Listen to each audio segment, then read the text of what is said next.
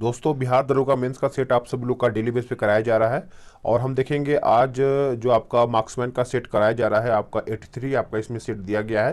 चलिए आज का पहला प्रश्न क्या है देख लेते हैं। भगवान महावीर का प्रथम शिष्य कौन था? तो इसका आंसर आपका हो जाएगा ऑप्शन ए, जमाली था। कौन? जमाली। नेक्स्ट क्वेश्चन है क्वेश्चन नंबर 2। बोला गया है कि हड़प्पा निम्नलिखित में से किस सभ्यता से संबंध है? आंसर आपका हो जाएगा सिंधु घाटी सभ्यता से। सिंधु घाटी सभ्यता, याद रखिएगा बी इसका राइट आंसर हो जाएगा। नेक्स्ट क्वेश्चन है क्वेश्चन नंबर 3। बोला गया कि विधवा पुनर्विवाह अधिनियम किसके शासन में क्रियान्वित किया गया?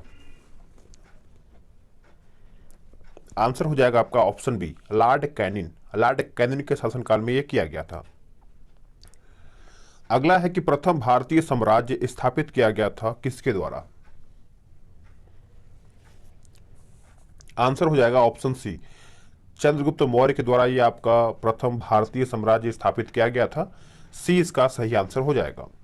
अब आते हैं क्वेश्चन नंबर हम 5 पे। बोला गया है कि अशोक के निम्नलिखित अभिलेखों में से किसमें दक्षिण भारतीय राज्यों का उल्लेख हुआ है?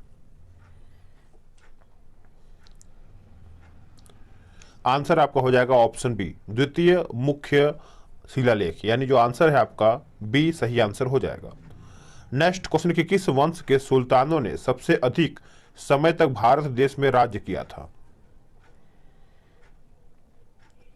आंसर आपका हो जाएगा ऑप्शन डी, तुगलक वंश। तुगलक वंश इसका सही आंसर हो जाएगा। आप इसको अच्छे से याद रखिएगा।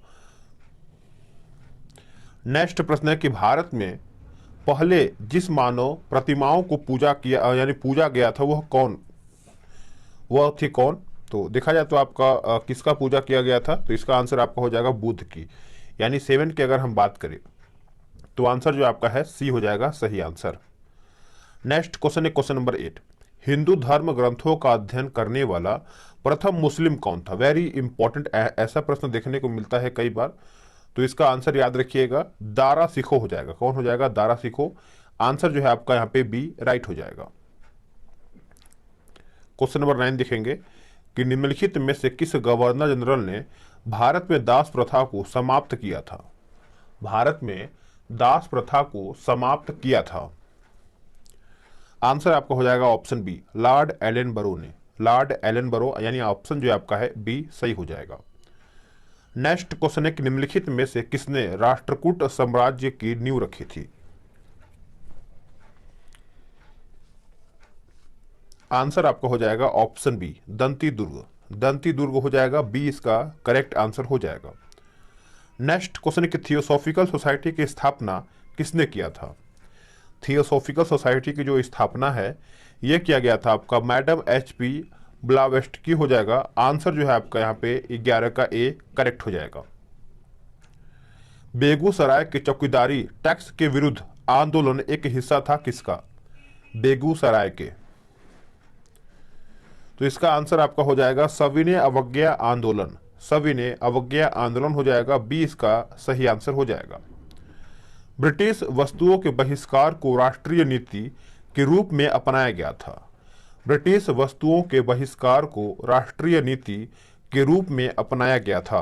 तो 13 का सही आंसर आपका हो जाएगा ऑप्शन डी, 1905 में।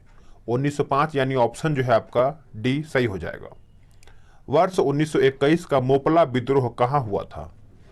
वर्ष 1921 का जो आपका मोपला विद्रोह था, आंसर आपका हो जाएगा ऑप्शन सी, केरल में हुआ था। कहां पर? केरल, यानी सी इसका सही हो जाएगा। ब्रह्म समाज का सिद्धांत आधारित है किस पर? ब्रह्म समाज का जो सिद्धांत है ये आपका किस पर आधारित है? तो एक यानी देखा है तो एक देववाद पर, यानी एक देववाद पर यह आपका आधारित है। आंसर जो है आपका 15 का सी सही आंसर हो जाएगा। आप इसको अच्छे से याद रख सकते हैं। अब देखेंगे क्वेश्चन नंबर 16। गांधी जी ने अपना पहला सत्याग्रह आरंभ किया था किसके विरुद्ध या फिर किसके खिलाफ में? तो देखा जाए तो इसका आंसर आपका हो जाएगा मजदूरों को कम वेतन दिए जाने के विरुद्ध में आपका गांधी जी ने पहला सत्याग्रह शुरुआत किया था। तो सी इसका जो है आपका आंसर यहाँ पे हो जाएगा। सुभाष चंद्र बोस ने स्वतंत्र भारत की अंतिम सरकार यानी अंतरिम सरकार की स्थापना की घोषणा किया था कब? बताइए। तो 21 अक्टूबर 1943 को यहां पे घोषणा किया गया था। ए राइट आंसर हो जाएगा। नेक्स्ट क्वेश्चन देखेंगे 18 नंबर। एक वर्ष में स्वराज का नारा गांधी जी ने कब दिया? एक वर्ष में स्वराज का नारा जो है गांधी जी के द्वारा कब दिया गया था? तो देखा जाए तो असहयोग आंदोलन के समय आपका दिया गया था। बी इसका सही आंसर हो जाएगा, याद रखिएगा। नेक्स्ट क्वेश्चन है कि निम्नलिखित में से किसने गांधी जी को सर्वप्रथम महात्मा के तौर पर संबोधित किया था?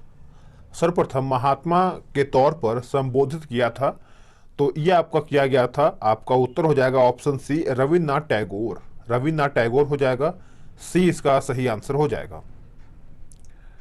भारतीय राष्ट्रीय सेना की स्थापना किस वर्ष में हुई थी?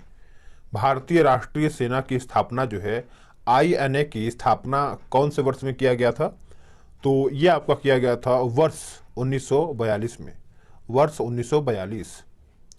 भारत के निम्नलिखित में से किस क्षेत्र में शीतकाल में वर्षा होती है? आंसर आपका हो जाएगा ऑप्शन ए, उत्तर पश्चिम। उत्तर पश्चिम यानी ऑप्शन ए जो है इसका सही आंसर हो जाएगा। चलिए नेक्स्ट क्वेश्चन देखेंगे, क्वेश्चन नंबर 22। निम्नलिखित नदियों में से कौन सी सबसे लंबी है? निम्नलिखित नदियों में से कौन सी सबसे लंबी है? बताइएगा। आंसर आपका हो जाएगा ऑप्शन ए, अमेजन। अमेजन हो जाएगा, ए इसका राइट आंसर हो जाएगा। विश्व की सर्वाधिक लंबी पर्वत श्रृंखला कौन सा है? विश्व की सर्वाधिक लंबी पर्वत श्रृंखला कौन सा है? 23 का आंसर आपका हो जाएगा ऑप्शन बी, एंडीज। एंडीज हो जाएगा, आप इसको अच्छे से नोट डाउन कर सकते हैं। निम्न में से कौन सा देश क्षेत्रफल में भारत से बड़ा नहीं है? क्षेत्रफल में भारत से बड़ा नहीं है, तो ये आपका हो जाएगा ऑप्शन डी, फ्रांस। चलिए नेक्स्ट देखेंगे 25 कि जनगणना 2011 के अनुसार सबसे कम लिंगानुपात वाला राज्य कौन सा है? सबसे कम पूछा गया है, तो आप इसको अच्छे से याद रखिएगा। यह आपका हो जाएगा ऑप्शन सी, हरियाणा। क्या हो जाएगा? हरियाणा आपका राइट आंसर हो जाएगा। किसी एक क्षण निम्नलिखित नगरों में से किस एक में घड़ी समय अन्य 3 नगरों के घड़ी के समयों के समान नहीं होता है? तो हम इसका ऑप्शन यहाँ पे देख लेते हैं। तो 26 का देखा जाए तो आपका यहाँ पे हो जाएगा आदिस अबाबा यानी एथियोपिया हो जाएगा। आंसर जो है आपका यहाँ पे डी राइट हो जाएगा, ये आपका नहीं होता है। नंदा देवी स्थित है कहाँ पे? बताइएगा। जो आपका नंदा देवी है ये कहाँ पर स्थित है? देखिए, नंदा देवी की अगर हम बात करें तो ये आपका उत्तराखंड में स्थित है। आंसर जो है आपका यहाँ पे बी सही आंसर हो जाएगा। नेक्स्ट क्वेश्चन है कि भारत के किस राज्य में चांदी उपलब्ध नहीं होती है? भारत के किस राज्य में चांदी उपलब्ध नहीं होती है? तो इसका आंसर आपका हो जाएगा गुजरात में। बाकी आपका उड़ीसा में होता है, आंध्र प्रदेश में होता है, झारखंड में भी होता है। सूर्योदय का देश के नाम से यानी उगते हुए देश के नाम से कौन सा देश प्रसिद्ध है? तो इसका आंसर आपका हो जाएगा ऑप्शन बी, जापान। जापान जो है इसका सही आंसर हो जाएगा। नेक्स्ट क्वेश्चन कि उत्तर प्रदेश के पश्चात निम्न में से किस राज्य की जनसंख्या सर्वाधिक है? तो सही आंसर आपका हो जाएगा 30 का ऑप्शन ए, महाराष्ट्र।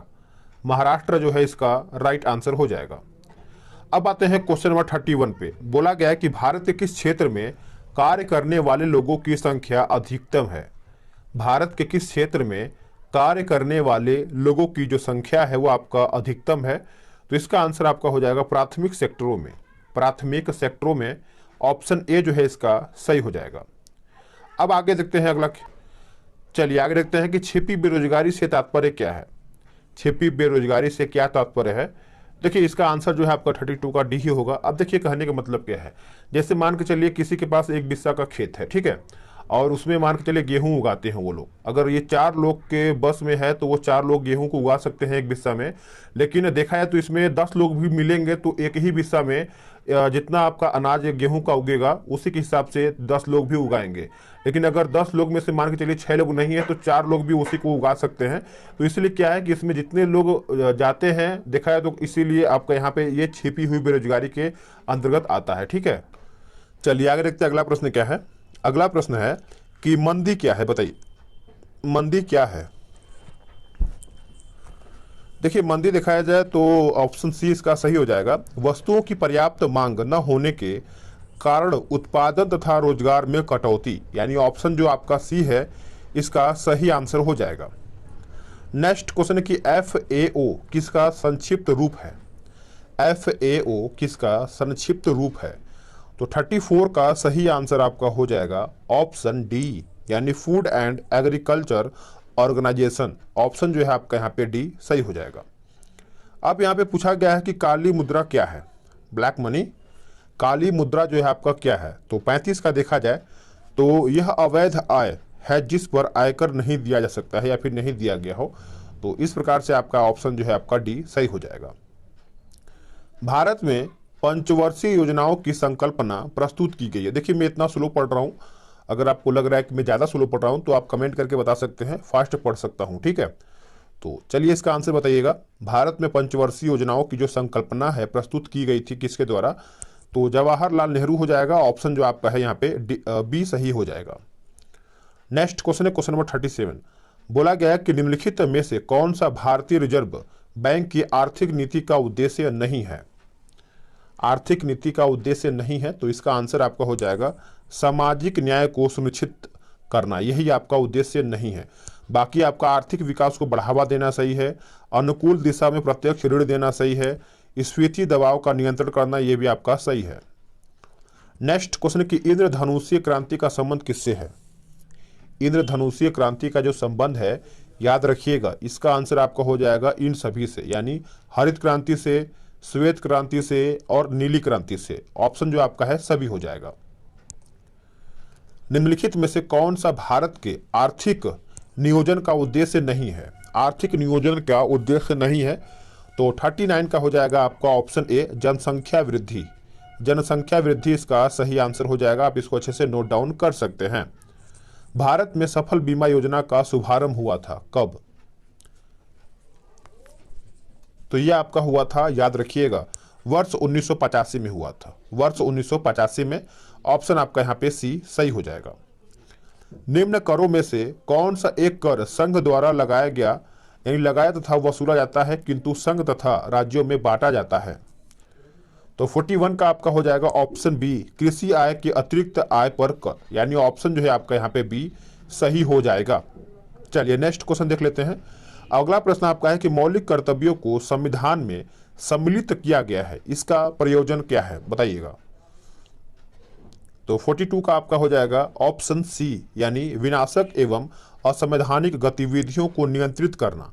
ऑप्शन जो आपका है यहाँ पे सी सही हो जाएगा।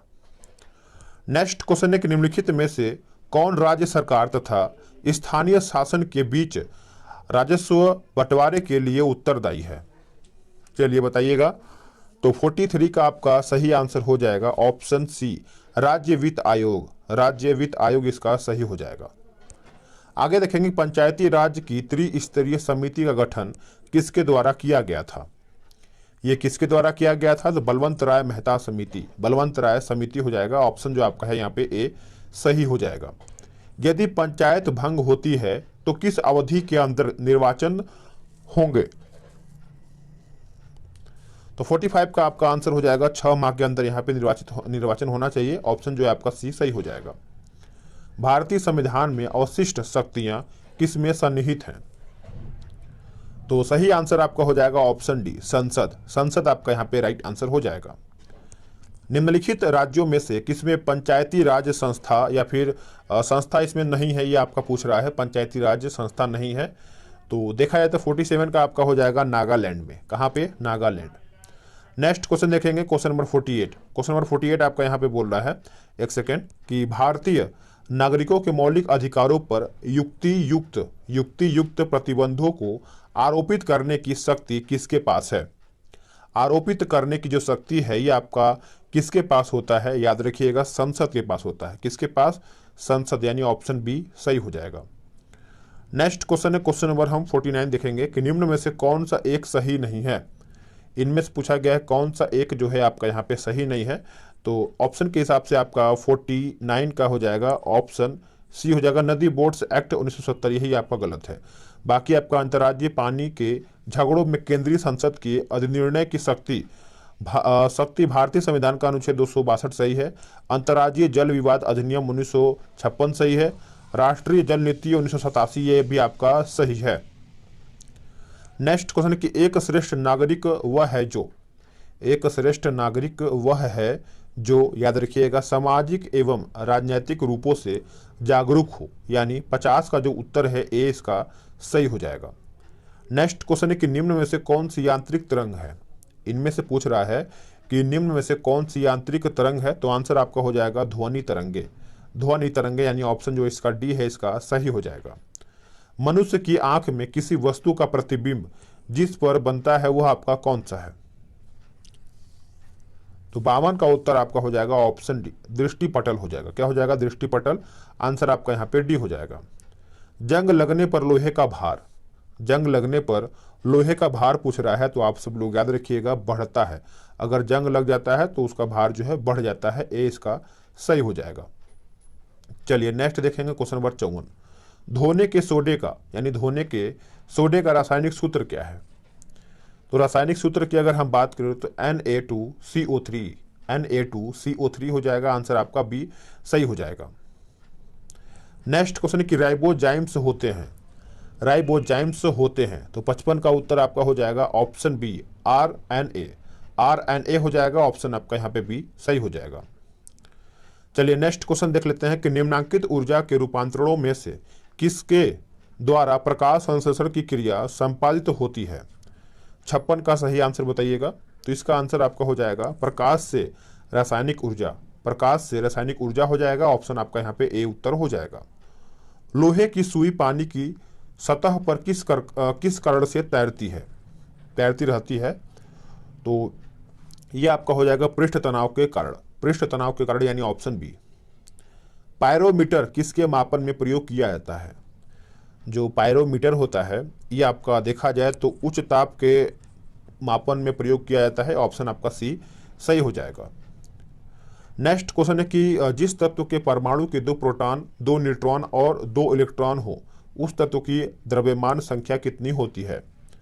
उस तत्व की द्रव्यमान संख्या की अगर हम बात करें तो ये आपका देखा जाए तो ऑप्शन आपका बी हो जाएगा 4 होती है, याद रखिएगा। चलिए नेक्स्ट क्वेश्चन देखेंगे। मानव शरीर पर तापक्रम पूछा गया है। मानव शरीर पर तापक्रम की अगर हम बात करें तो आपका हो जाएगा ऑप्शन सी, न ही जाड़ों में घटता है और न ही गर्मियों में बढ़ता है। तो आंसर जो आपका है यहाँ पे सी सही हो जाएगा। ये आपका मैथ्स रीजनिंग का क्वेश्चन है, तो इसको आप आराम से PDF के थ्रू भी लगा सकते हैं। तो इसको जरूर लगाइएगा, क्योंकि इसको लगाने से क्या होगा ना कि आपका मैथ्स और रीजनिंग में स्कोर बढ़ेगा तो आपका मेरिट अच्छा खासा होगा। तो आप इसको अच्छे से याद रख सकते हैं। तो मैं अपने GK GS पे आता हूँ। GK GS आपका आई थिंक स्टार्ट होगा 80 या फिर 81 से स्टार्ट होगा, तो 81 से स्टार्ट होता है। बांग्लादेश की मुद्रा क्या है। बांग्लादेश की मुद्रा की अगर हम बात करें तो ये आपका हो जाएगा ऑप्शन ए टका हो जाएगा, यानी ए इसका सही आंसर हो जाएगा। इंडियन ब्यूरो ऑफ माइंस का मुख्यालय अवस्थित है कहाँ पर। इंडियन ब्यूरो ऑफ माइंस का जो मुख्यालय है ये आपका कहाँ पर अवस्थित है, तो नागपुर में अवस्थित है। कहाँ पर, नागपुर, यानी ऑप्शन सी इसका सही हो जाएगा। नेक्स्ट क्वेश्चन की राज्यसभा में होते हैं तो 250 सदस्य जिनमें से 12 सदस्य भारत के राष्ट्रपति द्वारा मनोनीत किए जाते हैं। तो ऑप्शन जो आपका है यहाँ पे सी सही हो जाएगा। कौन सा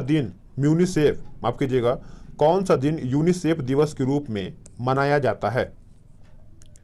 तो 84 का हो जाएगा आपका ऑप्शन सी 11 दिसंबर, यानी ऑप्शन जो इसका सी है सही आंसर हो जाएगा। राष्ट्रीय गीत वंदे मातरम निम्नलिखित में से किस पुस्तक में से लिया गया है। वेरी इंपॉर्टेंट और सिंपल भी है, आराम से आप इसको आंसर कर पाएंगे। तो 85 का देखा जाए तो ऑप्शन आपका सी हो जाएगा आनंद मठ इसका सही आंसर हो जाएगा। चलिए नेक्स्ट क्वेश्चन देखेंगे कि नोबेल पुरस्कार पाने वाले प्रथम भारतीय कौन थे। नोबेल पुरस्कार जो पाने वाले प्रथम भारतीय कौन थे, तो इसका आंसर आपका 86 का हो जाएगा, याद रखिएगा। बताइए 86 का आपका आंसर हो जाएगा रविन्द्रनाथ टैगोर। भारत के प्रसिद्ध खिलाड़ी लेस्ली क्लाउडियस ने किस खेल में देश का नेतृत्व किया था। तो 87 का हो जाएगा आपका एथलेटिक्स में हो जाएगा, ऑप्शन आपका यहाँ पे सी सही हो जाएगा। नेक्स्ट क्वेश्चन है कि संयुक्त राष्ट्र सुरक्षा परिषद के स्थायी सदस्यों की संख्या पूछा गया है। स्थायी सदस्यों की संख्या, तो ये आपका हो जाएगा ऑप्शन बी 5, 5 यानी ऑप्शन बी इसका सही हो जाएगा। छाऊ किस राज्य का नृत्य है? छऊ मगही, तो इस प्रकार से देखा जाए तो 89 का हो जाएगा आपका उड़ीसा का है, उड़ीसा यानी ऑप्शन बी। सबसे खराब वायु प्रदूषण उत्पन्न करने वाला पदार्थ कौन सा है? सबसे खराब वायु प्रदूषण उत्पन्न करने वाला पदार्थ कौन सा है? तो इसका आंसर आपका हो जाएगा ऑप्शन सी CO2, CO2 इसका सही हो जाएगा। मलेशिया की मुद्रा पूछा गया है।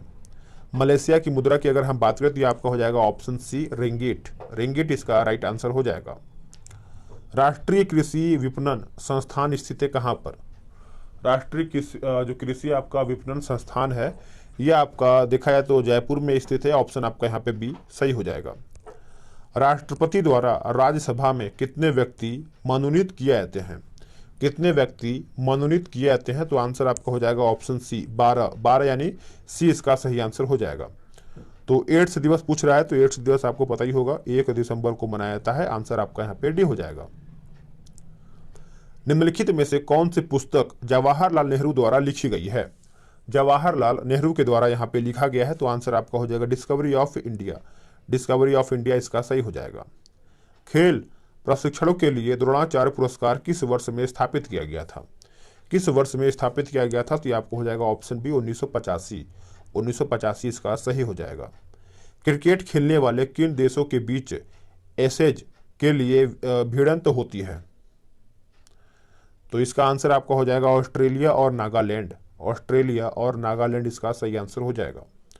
ब्रुनेई किस राष्ट्र समूह का सदस्य है?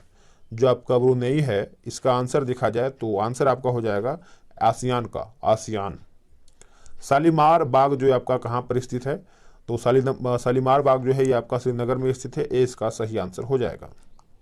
अब आते हैं क्वेश्चन नंबर आखिरी यानी 100 के निम्न में से कौन वायु प्रदूषण का एक उदाहरण है? वायु प्रदूषण का एक उदाहरण है, तो उसका ऑप्शन आपका हो जाएगा उपरोक्त सभी, यानी धुआं एवं कुहासा, वाहनों से निकलने वाली गैस, जलती लकड़ी या चारकोल से निकलने वाली गैस। तो इस प्रकार से आपका 100 क्वेश्चन समाप्त हो गया है। वीडियो को लाइक शेयर कीजिएगा, वीडियो कैसे लगा है ये भी आप बता ही दीजिएगा।